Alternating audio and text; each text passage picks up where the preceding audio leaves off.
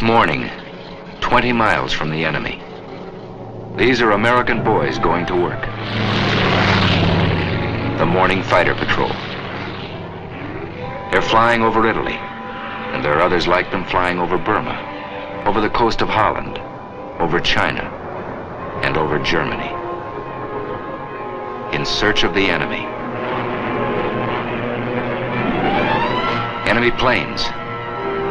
The odds are bad this morning, nearly 3 to 1. The routine morning patrol goes on. They close the range, 3,500 feet, 3,000, 2,500, 2,000. The odds are still 3 to 1.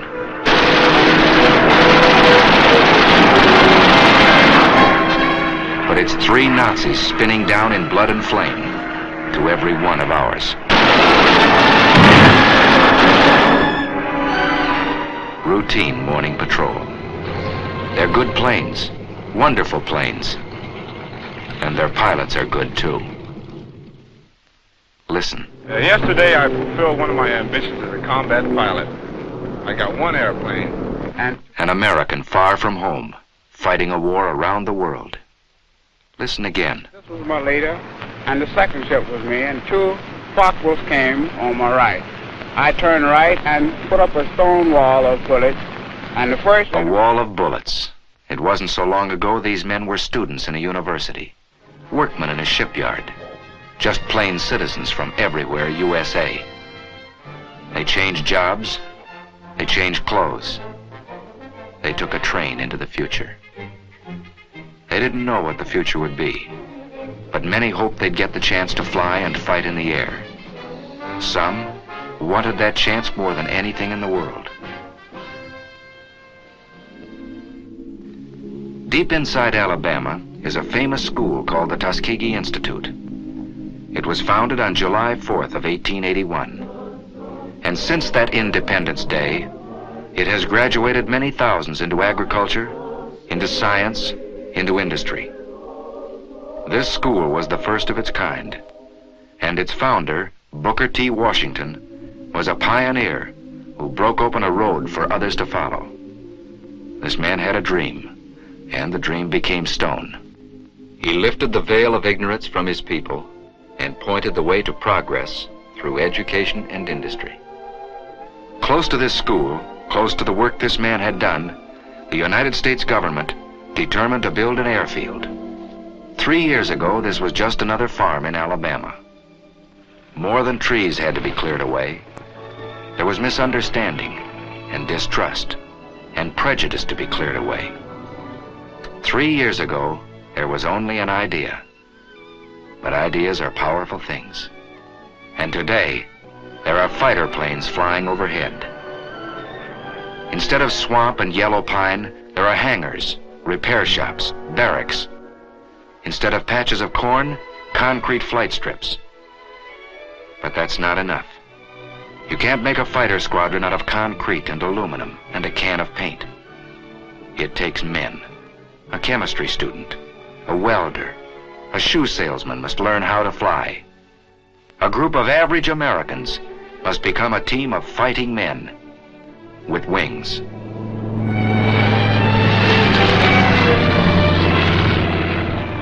There's a new world up here. A man has to learn his way around. It takes many weeks of learning to make a fighter pilot. And a lot of that learning is done in a hard wooden chair. Because a fighter pilot is a combination of a mathematician and an athlete, a scientist and a sharpshooter. He's got to know what goes on inside his plane. The heart of his fighter is steel and copper. Its bloodstream is gas and oil. But its brain is the man who flies it. He begins in a safe, slow plane, 2 wings instead of 1. But he flies many hours inside a closed room. In the morning, he may be flying a prescribed course over a sheet of paper. In the afternoon, he may fly the same course above the clouds. He trains his muscles down here very close to the ground, but he'll use the same sense of balance and coordination in the skies above Tuskegee. For this job of flying is never easy, and sometimes it's very, very tough. But he's learning how high and how fast and how far he must go to reach the enemy. Pilotage, dead reckoning, theory of flight, radio code. Yes, he's getting muscles in his mind. He's getting hard, keen, quick. He's coming into the clear. Here above the warm, familiar hills of Alabama, these Americans are learning to fly in those tight combat formations they'll use someday to hunt down the German and Jap above his own cities. In addition to fighter groups, a year ago this field began to train men for medium bombers. And that too was a pioneer step. But one thing it proved: you can't judge a man here by the color of his eyes or the shape of his nose. On the flight strip, you judge a man by the way he flies. Here's the answer to Adolf and Hirohito. Here's the answer to the propaganda of the Japs and Nazis. Here's the answer: wings for this man. Here's the answer: wings for these Americans. Squadron after squadron out of Tuskegee, flying P-40s first, tough little planes, then striking with Thunderbolts, P-47s, then riding the Mustangs, P-51s. No, it was never easy for these men. They were pioneers, and no pioneer has it easy. They fought lies, they fought heartbreak, and they won. Now they fight the enemy on his own soil.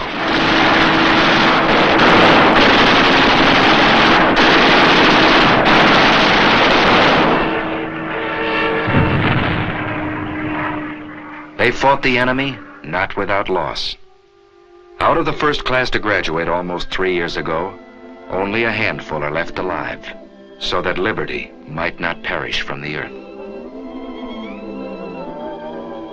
3 years have passed since the founding of Tuskegee Airfield. 750 pilots have been trained. 50% of them have been in combat. And this is only a beginning. Listen to Major General Butler at the celebration of this 3rd anniversary. Here, for the first time, Negro aviation cadets were being groomed to fly warplanes of a unit which was then a unit and fought only, the 99th Pursuit Squadron. These men were pioneers of a venture so new that you who stand here before me now, after 3 years, may still be considered forerunners in the movement which has given you a place in the fighting men of the sky. Under the feet of these men, a new road is being beaten out. Broad enough now for thousands and 10,000s. A good road for our country. These men remember that, marching or flying. They remember backing them up, their families, their friends, who expect so much of them. And backing them up, the men and women of every creed and speech and color who made these planes. And backing them up, the most powerful force in the world, the strength of the American people.